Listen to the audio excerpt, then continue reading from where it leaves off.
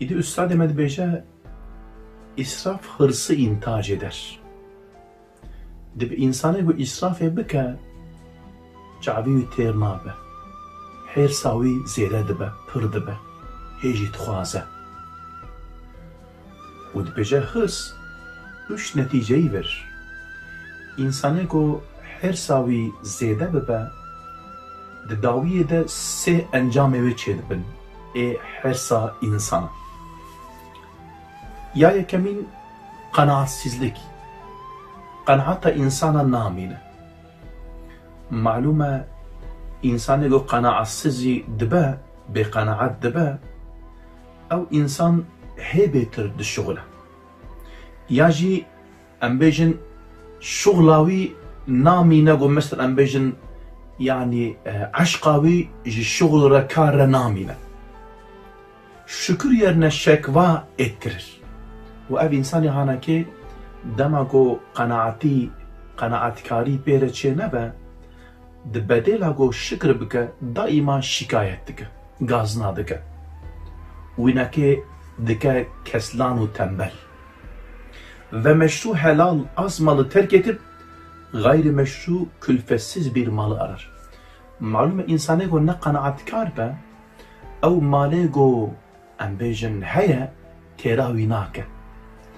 Ji ber ku têra wî nakê nake, ev insanê han li wê rêyê digere ku di zamankî kin de bi zehmeteke hindê ew ê çawa dolemend bibe, çawa zengîn bibe. Tedî malûm e li welatê me xeberdaneke meşhûr heye. Dibêje 1 kilo toz, 1 otobos. Yani di kiloyek toza esrarê eroînê durî huzura we em bêjin tu bifroşî, tikarî pê otobozekî bikişî.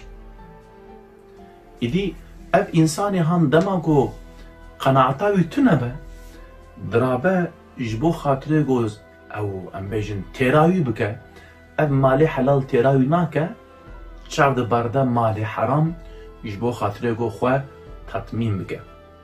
İdî ve o yolda izzetini, belki haysiyetini feda eder. û malûm e insanê kete riya heram, ne şerefa wî dimîne, ne haysiyeta wî dimîne, ne izzeta wî dimîne.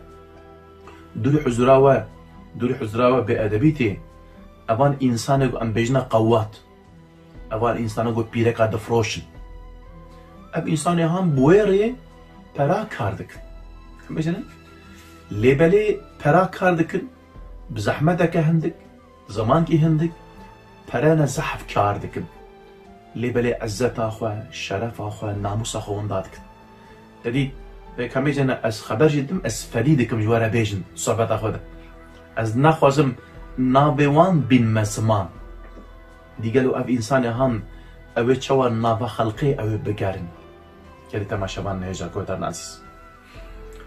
Dibêje Üstadê me insanê ku israfê bike, qenaata wî nake namîne. Ya diduwa israf haybet ve hasarettir. İnsanê ku yani israfê dike hem mahrum dimîne, hem jî zirar dike, kar nake. Maksudunu kaçırmak ve istisqala maruz kalıp teshilat ve muavenetten mahrum kalmaktır. Dibê maksud nagîje makseda xwe, nagîje miradê xwe. û daîma şuxulê wî karê wî lê giran tê. Ew îsan ticarî alîkarî eş kesekî nabîne. İşî wî nakê hêsan nabe.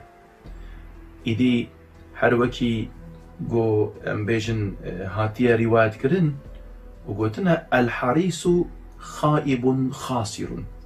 Yani insanê herîs, insanê bi hêrs, ew însan xesaretê dike ya diduwa muwaffaq jî nabe. Dibe sebebê xesaret û ziyan û bêmuwaffaqetiyê.